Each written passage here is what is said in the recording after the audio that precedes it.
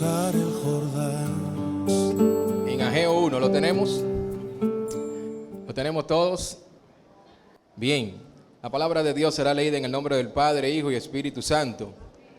Dice: en el año segundo del rey Darío, en el mes sexto, en el primer día del mes, vino palabra de Jehová por medio del profeta Ageo a Zorobabel, hijo de Salatiel, gobernador de Judá, y a Josué, hijo de Josadá, sumo sacerdote, diciendo: así ha hablado Jehová de los ejércitos, diciendo: este pueblo dice, no ha llegado aún el tiempo de que la casa de Jehová sea reedificada.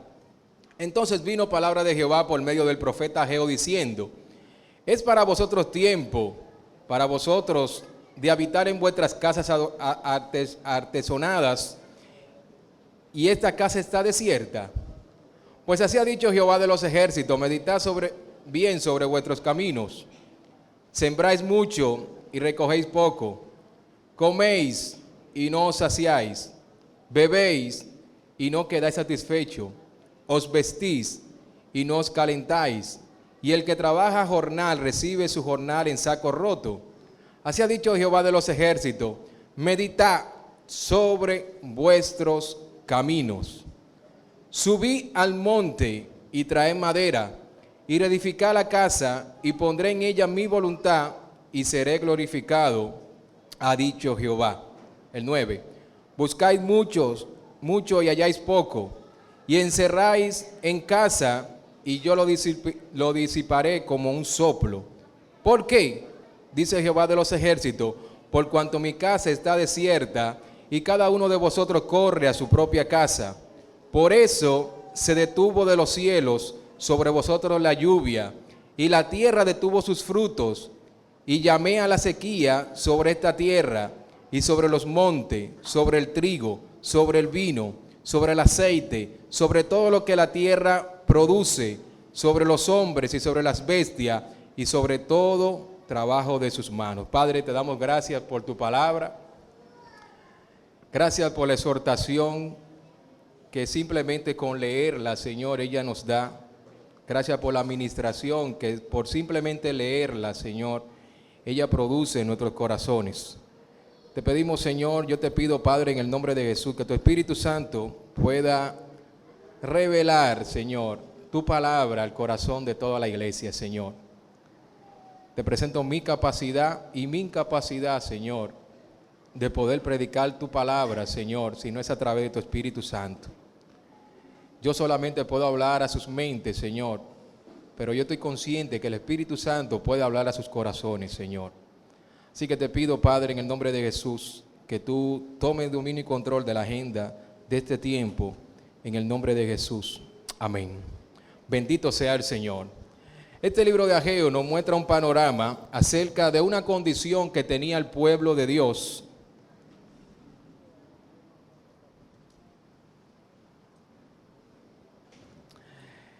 De una condición que tenía el pueblo que Dios había escogido. El pueblo había perdido el enfoque de sus vidas. Estaban tratando de resolver sus necesidades individuales, sus necesidades personales, pero este esfuerzo, de una u otra manera, le había llevado a descuidar la casa de Dios. Y tal vez en este versículo la palabra se refiere a la casa de Dios literalmente como edificación. Pero yo quiero traducirlo en dos vertientes, tanto en la casa del Señor, y todo aquel que descuida la casa del Señor, por consecuencia, también suele descuidar el templo de Dios, que es su vida, su cuerpo. Y estaban entonces, cada quien estaba pendiente, parece que cada persona estaba pendiente, enfocado en resolver sus necesidades. Eso no es malo. Resolver las necesidades, hay necesidades básicas. En la casa hay necesidades básicas como el alimento, como el vestido, todas esas cosas que son básicas, y no se vienen otras necesidades que son ya necesidades secundarias. Pero parece que el pueblo había perdido el enfoque de realmente de lo que ellos representaban, de lo que eran, para que el Señor lo había elegido, para que el Señor lo había escogido, y ese desenfoque había traído una situación un poquito incómoda dentro del pueblo, dentro de la casa del Señor. Pero yo bendigo al Señor porque tú y yo tenemos un Dios de oportunidades. Yo bendigo al Señor por su misericordia. Señor, el Señor es bueno, hermano. El Señor ha sido muy bueno con nosotros. El Señor es misericordioso. Dios entonces decide hablar al pueblo y solicita que el pueblo tenía que hacerse un análisis, tenía que hacerse una autoevaluación de sí mismo, tenían que hacer un inventario de cómo estaban sus caminos. El Señor le exhorta al pueblo a través del profeta Ageo y exhorta al gobernante que era Zorobabel, que por medio de Ageo hablara a Zorobabel para que Zorobabel le comunicara la verdad al pueblo.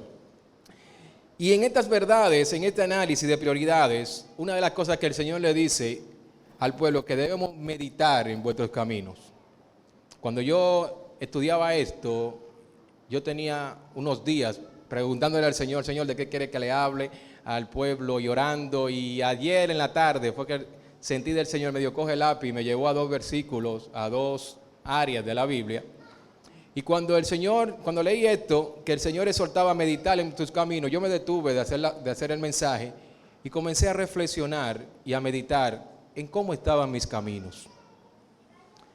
Es decir, cómo estaba mi condición delante del Señor, qué estaba haciendo para el Señor, si estoy creciendo en el Señor, si estoy estancado en el Señor, si estoy cumpliendo el propósito de Dios, si estoy haciendo lo que el Señor, para la cual el Señor me escogió.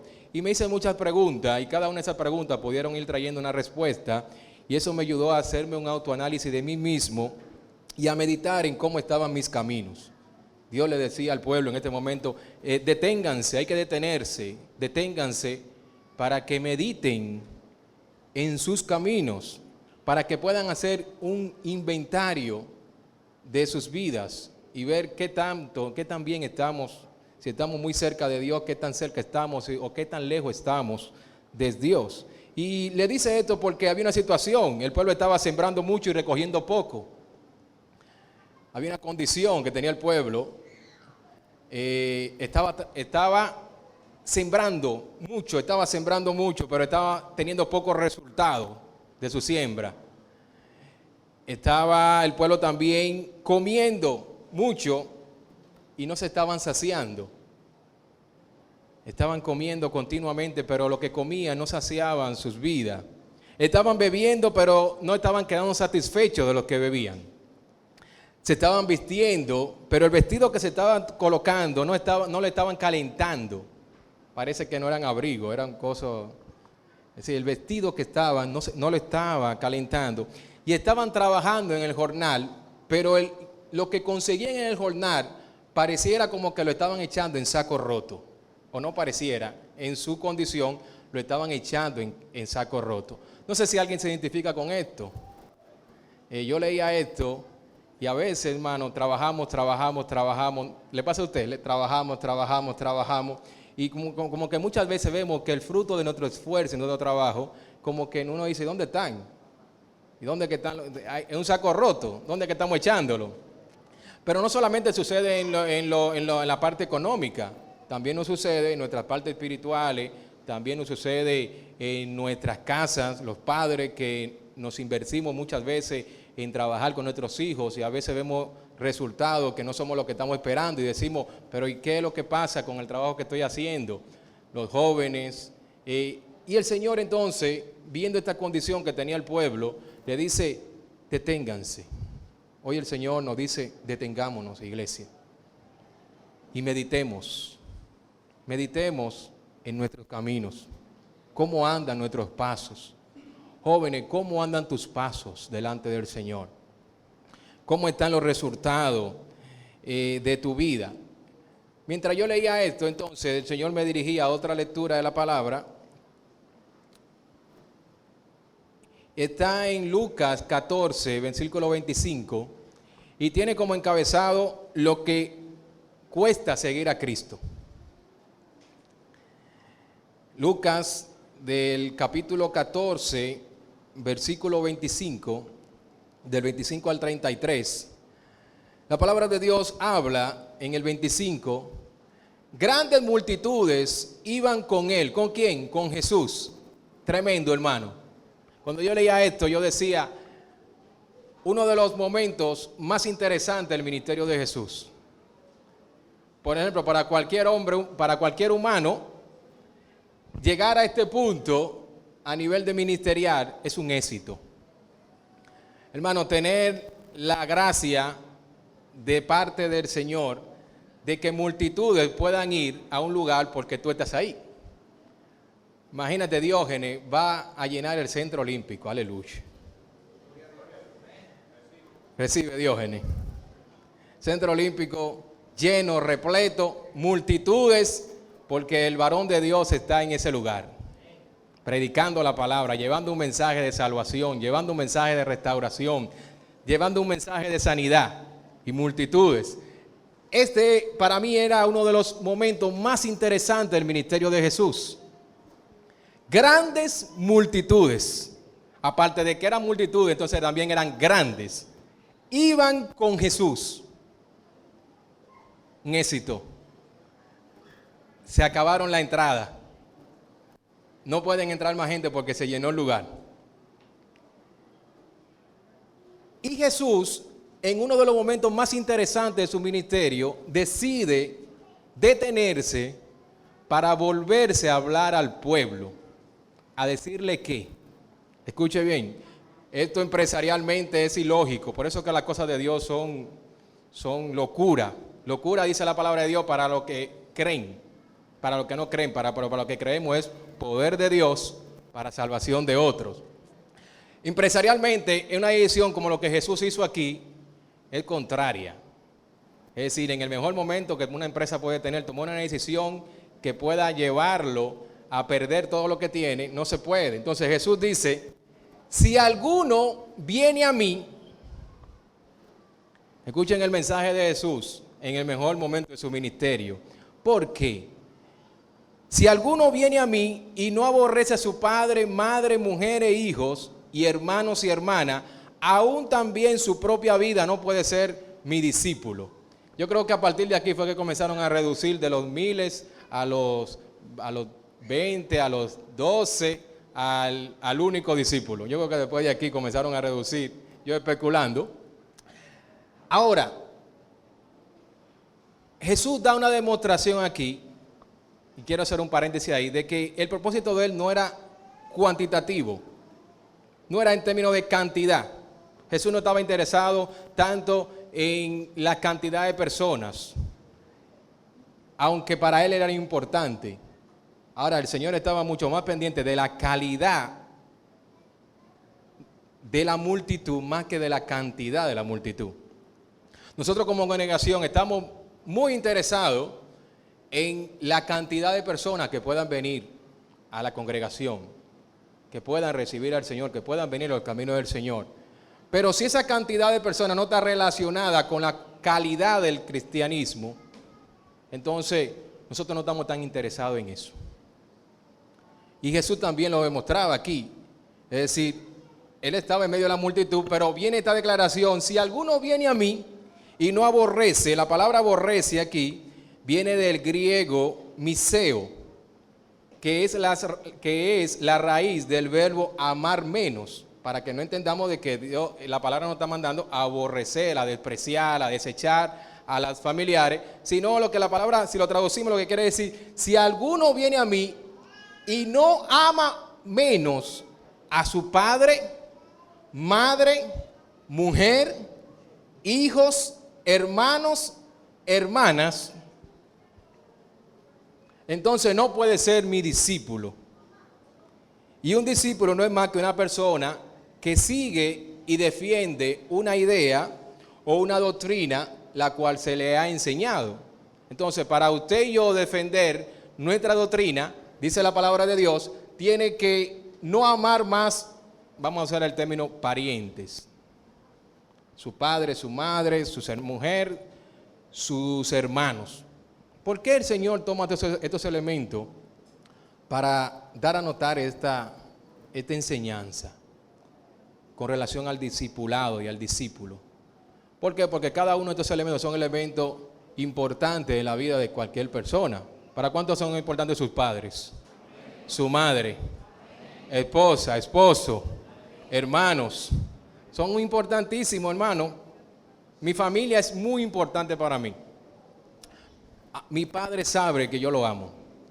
Mi mamá, cada vez que hablo con ella, siempre que tengo la oportunidad de hablar con mi mamá, hay una palabra que siempre le digo, y le digo: mami, te amo. Mami, yo te amo mucho. Siempre que tengo la oportunidad de hablar. Ella me preguntó la última vez y me dijo: ¿por qué usted siempre me dice que me ama? Digo yo: porque la amo. Mi esposa sabe que yo la amo, porque se lo digo muchas veces y porque trato siempre, hago mi mejor esfuerzo para demostrárselo. Una de las palabras que siempre le digo a Raiza es: te amo. Hasta para dormir le digo: mi amor, te amo. Mis hijos saben que yo lo amo. ¿Verdad, David? ¿Verdad, José? No me han quedado mal en el mensaje. Rainieri sabe que yo la amo. Ahora, ellos saben también que yo en mi corazón he decidido amar primero a Dios por encima de ellos. Y es una decisión que es lo que Cristo dice aquí. Si no me amas, si decide amarme, tiene que amarme por encima de ellos. ¿Por qué, hermano? Porque ellos siempre vamos a tener batallas, y específicamente con nuestros familiares. Los hijos tienen batalla con algunos de sus padres que no son cristianos, ¿sí o no? ¿No tienen batalla los hijos con los padres que no son cristianos? Las esposas con los esposos que no son cristianos, ¿tienen batalla? Pero ven acá, pues esta es una iglesia santa, aquí nadie tiene... Aquí ya lo que tenemos que orar para despedir, porque aquí estamos todos. Aleluya, gloria al Señor. Hermanos, tenemos todas nuestras batallas. Los padres tienen batalla con los hijos. ¿Por qué? Por el resultado. A veces, como decía ahorita, a veces no recibimos el resultado esperado de lo que estamos esperando en nuestros hijos. Y cada quien tiene sus batallas, tiene que confrontar esta realidad. Pero Jesús luego de aquí le dice: y aún también su propia vida. Aquí como que el Señor quiere magnificar la situación y dice: el que no ame, ahora tengo un lío con el verbo, tiene que amarme a mí más que a tu propia vida. Y si no me amas a mí más que a tu propia vida, entonces no puedes ser mi discípulo. Hermanos, ¿sabían todos ustedes que tenemos el llamado de ser discípulos todos? ¿Qué es el llamado? Por eso Jesús se detiene y no le importa la multitud, no importa que se devuelvan. ¿Por qué? Porque el Señor estaba claro de lo que Él había hecho y para qué vino a esta tierra y a enseñar qué vino a esta tierra. Y al Señor no le importaba que la multitud se devolviera. Me imagino, yo especulando, que aquí se devolvieron un grupo después que el Señor dijo eso. ¿Por qué? Porque el Señor tiene un compromiso, primero con su palabra, con la palabra de su Padre, y segundo, tiene un compromiso con que esa palabra se cumpla en nuestras vidas, pero también el compromiso que tenemos nosotros como creyentes delante de Él es poder responder al llamado que Él nos ha hecho a todos nosotros. Entonces todos nosotros hemos sido llamados a ser discípulos, somos todos seguidores, estamos aquí porque estamos siguiendo a Jesús, ¿verdad que sí? Estamos aquí porque necesitamos defender la causa de Cristo. Estamos aquí como embajadores del reino de Dios. Y eso es discipulado, eso es la misión de un discípulo. Entonces el Señor le dice esto. El 27 dice: y el que no lleva su cruz y viene en pos de mí, no puede ser mi discípulo.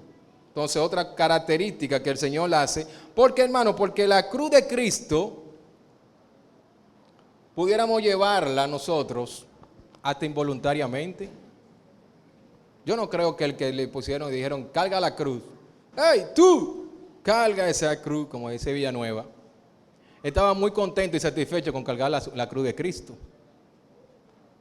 Y la cargó y la llevó.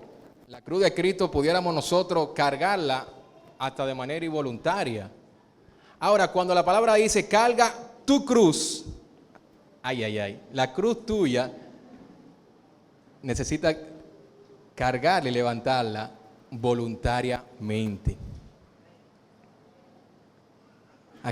Yo entiendo que aquí a nadie el Señor nos ha forzado a llevar nuestra cruz. Ahora, la cruz de Cristo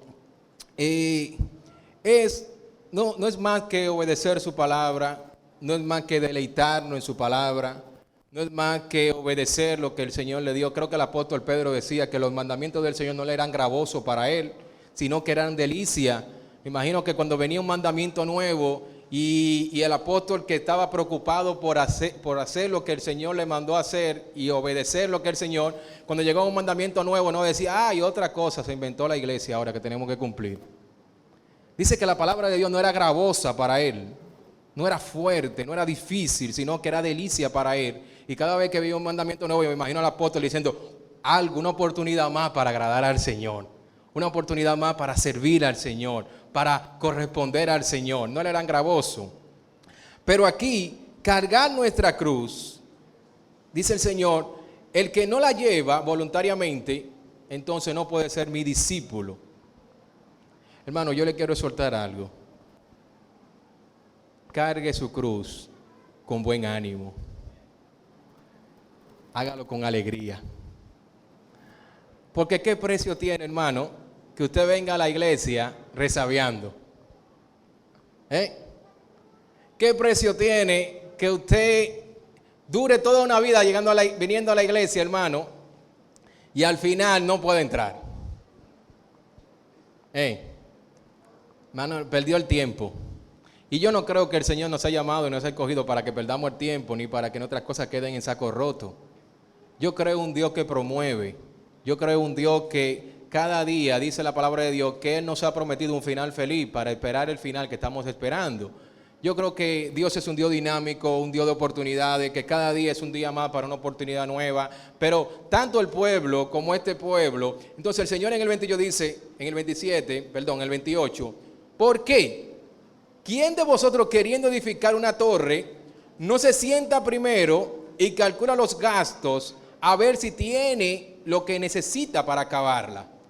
Entonces aquí, igual que Zorobabel y Ageo, Dios llama al pueblo a que puedan hacer un inventario de sus vidas, a que puedan analizar sus vidas, a que puedan analizar sus corazones.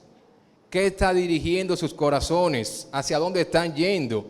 Cuando yo leía esto y veía la palabra y sacaba la palabra inventario, escribía aquí, ¿por qué las empresas hacen inventario? Bueno, las empresas hacen inventario para saber lo que tienen, para saber lo que le hace falta, para conocer cuál es el valor de las cosas que tienen, para cuantificar las ganancias y también las pérdidas, para saber cómo han avanzado, qué tanto han avanzado como empresa, o si están en el mismo lugar, o si están en un lugar menos negativo a cuando comenzaron. Y yo meditaba en esto y le preguntaba al Señor, y meditaba en la palabra de Dios, y le decía, me preguntaba yo mismo, ¿qué tanto he avanzado en el Señor? Hermano, ¿qué tanto tú has avanzado en el Señor? Si tú meditaras en esto, en esta mañana, ¿qué es lo más importante para mí? ¿Dónde estás? ¿Has retrocedido? ¿Estás igual que cuando llegaste? ¿O estás creciendo y estás en un escalón más de cuando llegaste? ¿Dónde estás? ¿Dónde estamos? Pensaba y reflexionaba en esto, hermano, porque así como yo decía que Dios es un Dios dinámico de promoción, el propósito de Dios, hermano, es para cada uno de nosotros. Que podamos crecer. Por eso el Señor Jesús se refería a discípulos aquí. No simplemente a nadie de los que estamos aquí hemos sido llamados para llenar la iglesia. Somos parte del crecimiento de la congregación.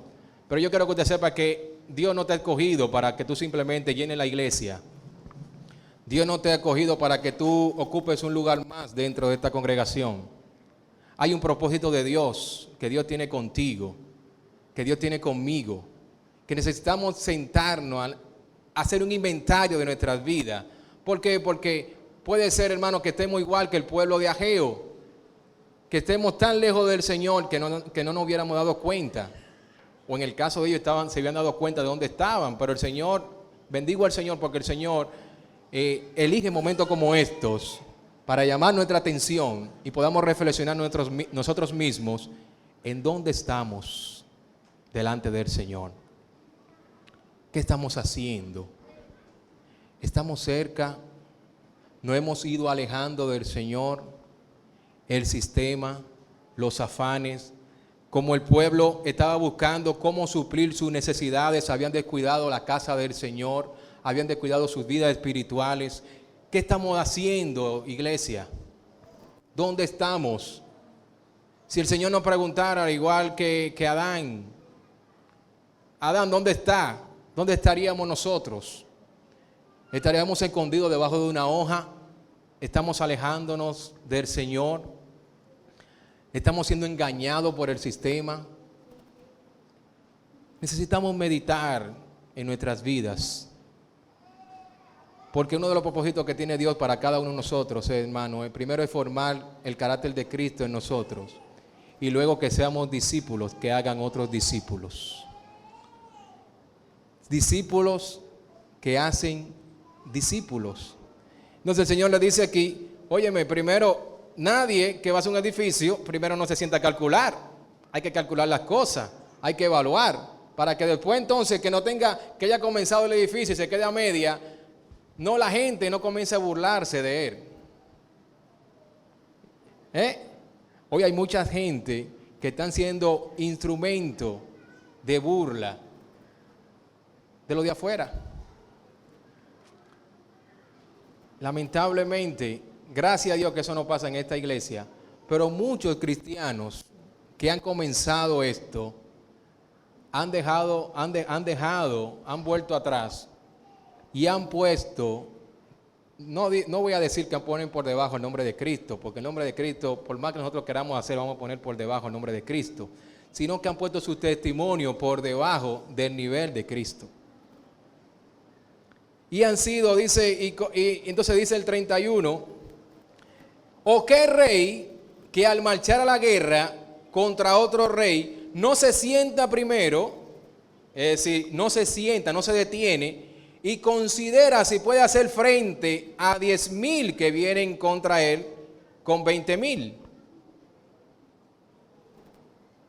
Dice el 32, y si no puede, cuando el otro está todavía lejos, le envía una embajada y le pide condición de paz. Hermano, hay que hacer la paz con Dios. Hay que ser sabio, ¿verdad que sí? Hay que buscar la paz con Dios. Cuando usted no pueda con algo, hermano, en vez de usted pleitar con Dios, ríndase al Señor. Ríndase a la voluntad de Dios. Yo duré años tratando de cambiar a Raiza, hasta que me di cuenta que si la aceptaba como ella era, me iba a ser más beneficioso. Y comencé a aceptarla como ella es, y cuando comencé a aceptarla como ella era, comencé a darme cuenta de las imperfecciones también que yo tenía. Entonces deje de pleitar con Dios. Ríndase al Señor. Rinda su vida al Señor. Rinda su voluntad al Señor. Haga la paz con Dios. Haga la paz con sus hermanos. Haga la paz con su iglesia. Si usted tiene algo, hermano, alguna situación que lo ha detenido, haga la paz. Busque hacer la paz. Sea sabio y póngase adelante y haga la paz con Dios y haga la paz con su congregación, con lo que tenga que hacer la paz, hágala. Y el 33 dice así, pues cualquiera de vosotros que no renuncia entonces a todo lo que posee, no puede ser mi discípulo. Es decir, el Señor drástico, como para devolverse, como para irse en medio del mensaje. Pero Dios tenía claro cuál era el propósito por el cual el Señor lo había llamado. La pregunta es, ¿estamos tú y yo claros por qué el Señor nos ha escogido? ¿Estamos nosotros claros, hermano, cuál es nuestra visión? El pueblo de Ageo, en los tiempos de Ageo, se había apartado, estaba lejos de Dios. Y a veces, hermano, creemos estar cerca de Dios, pero mentira, estamos muy lejos de Dios, estamos muy lejos del propósito de Dios para nuestras vidas. Yo decía ahorita, hermano, ¿cómo está? ¿En qué lugar está? Porque yo tengo que sentarme a analizar dónde estaba hace 2 años y dónde estoy ahora. Hermano, tú necesitas también evaluar de esa misma manera, porque Dios tiene propósitos especiales para contigo y Dios es un Dios de promoción. Vuelvo a decir esa palabra, Dios es un Dios de promoción. En estos días escuchaba un mensaje del pastor Juan Carlos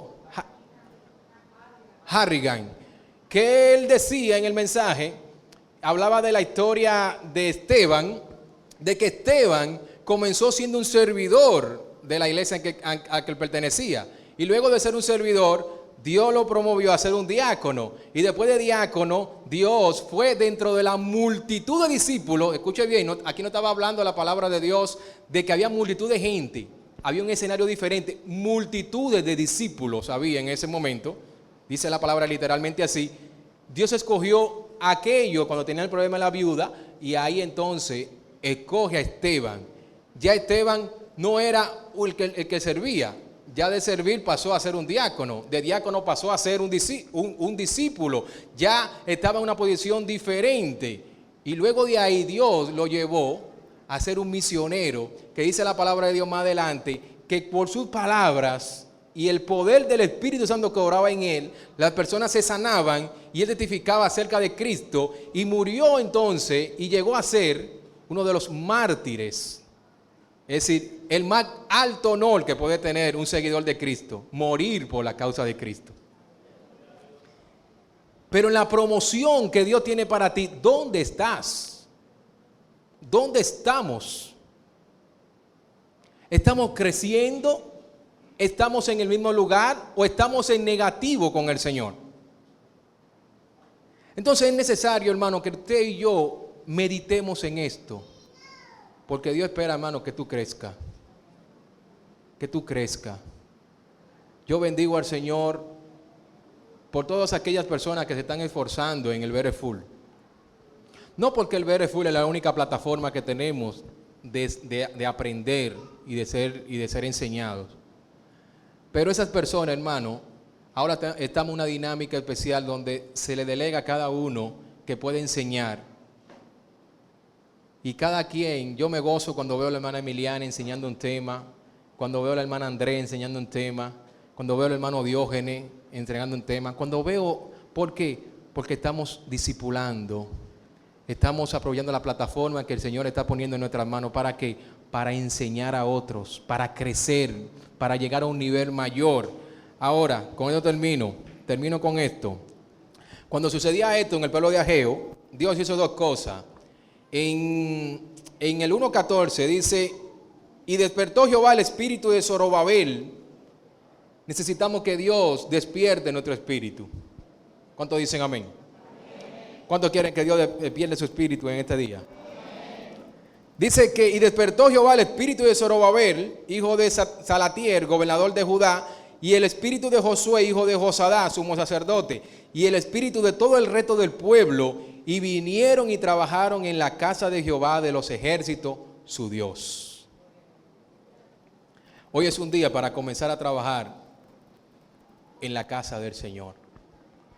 Dile a la persona que está a tu lado, tú eres una casa de Dios. Entonces es un día hoy para comenzar a construir y a trabajar en la casa que el Señor ha puesto en ti. Dice el 2:4, lo otro que el Señor le dijo, pues ahora Zorobabel le dijo, esfuérzate, dice el Señor, dice Jehová, esfuérzate también, Josué, hijo de Josadá, sumo sacerdote, y cobra ánimo. Bendito sea el Señor. Hermano, cobra ánimo.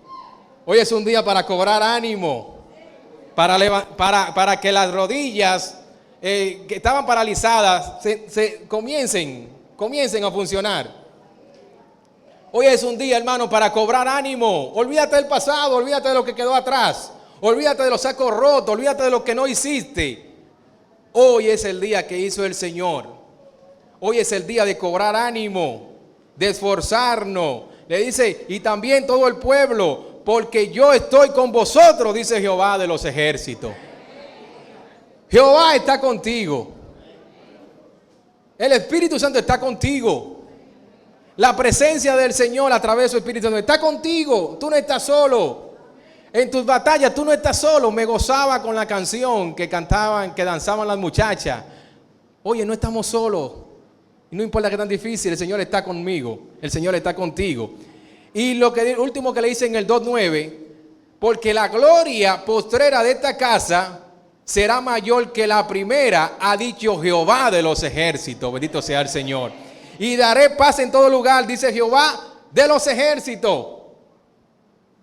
Ahorita cantaba y me decía, y los manantiales se convierten en río, y los ríos se convierten, y el mar se convierte, ¿cómo? Poderoso. Ven que Dios no es estático. Primero tú comienzas como un manantialcito, como un arroyito de agua. Luego dice que te convierte en ¿qué? En río. Y luego ese río se convierte en mar. Y ese mar se convierte en un océano. Yo veo aquí una generación que se convierte en un océano poderoso. Poderoso.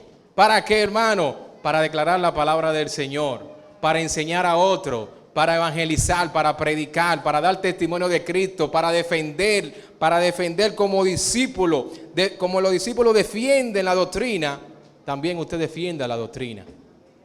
Usted defienda lo que usted ha creído. Dios espera, hermano, que nos levantemos. No importa dónde estés, no importa si estás negativo. Dile que no al diablo y comienza a poner tus números negros en tu lista, en tu inventario. Dios confía en ti. Le decía a los adolescentes ahorita le decía, Dios está confiando, adolescentes, en ustedes. Porque ustedes son canales de transformación en su generación para los adolescentes de esta comunidad. Son oportunidades. Padre, te doy las gracias. Gracias, Padre, mi Dios, porque tú eres un Dios que llama a reflexión a tu pueblo, Señor. Tú llegas siempre a tiempo, Señor. Tú llegas a tiempo, Señor. Y esta lectura, Señor, tanto Ageo como los que querían seguir a Cristo, nos llama, Señor, a la atención, al precio, Señor, que tenemos que pagar, Señor. Tú no nos has llamado, Señor, a simplemente ocupar una silla en esta iglesia. Tú no nos has llamado a la cantidad, sino a la calidad. Y queremos que nuestras vidas y esta iglesia sea proporcionar tanto la cantidad como la calidad, Señor. Por eso hablamos de orden, Señor. Por eso tú le exigías al pueblo que tenía que haber orden en sus vidas, tenía que haber prioridades definidas, Señor. Que el pueblo tenía que tener un corazón definido para ti, Señor. Tomar decisiones en sus corazones que puedan favorecerte a ti por encima de todas las cosas, Señor. Queremos decirte, Señor, que tú sabes que te amamos. Tú sabes, Señor, que tú eres lo principal en nuestras vidas, Señor. A mí no me cabe duda que todo el que está aquí tiene al Señor como prioridad en sus vidas. Pero yo quiero llamar la atención de aquellos que aún sabiéndola, Señor, no están ejerciéndola, Señor. De aquellos que aún están por vocación y no por convicción, Señor. Y yo quiero que tú nos traigas el convencimiento en nuestras vidas, Señor, de que somos sal y luz de esta tierra, Señor. De que necesitamos, Señor, suplir nuestras necesidades. Claro que sí. Pero tenemos que establecer orden en nuestras vidas. Porque puede ser que si no lo hacemos, vamos a estar trabajando mucho, Señor, y recibiendo poco. Vamos a estar haciendo mucho, Señor, pero con pocos resultados y beneficios en nuestras vidas. Enséñanos a cómo buscar tu reino y tu justicia, para que todas estas cosas puedan venir por añadidura a nuestras vidas. Muévenos a involucrarnos, Señor. Muévenos a la integración, Señor, a la integridad y a la integración, Señor. Muévenos, Señor, a hacer cosas, Señor, que tal vez nunca hayamos hecho, Padre Santo. Reactiva, yo bendigo al Señor por las danzarinas que estaban danzando ahorita, Señor. Reactiva el ministerio de nuestras vidas, Señor. Reactiva el llamado de nuestras vidas, Señor. Reactiva, Señor, tu carácter en nuestras vidas, Señor. Reactiva nuestro llamado en nuestras vidas, Señor. Porque queremos ir caminando en el sistema progresivo tuyo, Señor. Yo no me quiero conformar con ser líder de ministerio, Señor. Yo sé que en ti hay mucho más, porque Cristo es mucho más. Tú eres mucho más, Señor, mi Dios. Y hay más cosas para mí, Señor. Tal vez hoy sea líder del ministerio, pero cuando viene a ver, tú quieres que se haga una universidad y quieres ponerme a mí como director de esa universidad de ministerios. Abre mi mente, Señor. Padre, abre nuestras mentes, Señor. Permítenos sincerizarnos con tu presencia, con tu llamado, Señor. Y ayúdanos, Señor, a correr la carrera que tenemos por delante, Señor. Dejando todo atrás en esta noche, Señor, en esta mañana, Señor. Nosotros nos activamos, Señor. Cobramos ánimo, Señor. No importa lo que el enemigo ha querido decirnos nosotros. No importa la condición que teníamos atrás, Señor. Decidimos dejar todo esto, empoderarnos de tu palabra en este día y comenzar a avanzar hacia adelante, Señor. Porque queremos hacer lo que tú quieres. Queremos hacer tu llamado, Señor, y queremos que tu llamado se cumpla en nuestras vidas. En el nombre poderoso de Cristo Jesús. Amén. Amén. Le damos un fuerte aplauso al Señor. Toda gloria y honra sea para el Señor. Llamo al pastor Florencio para que ore y nos despida.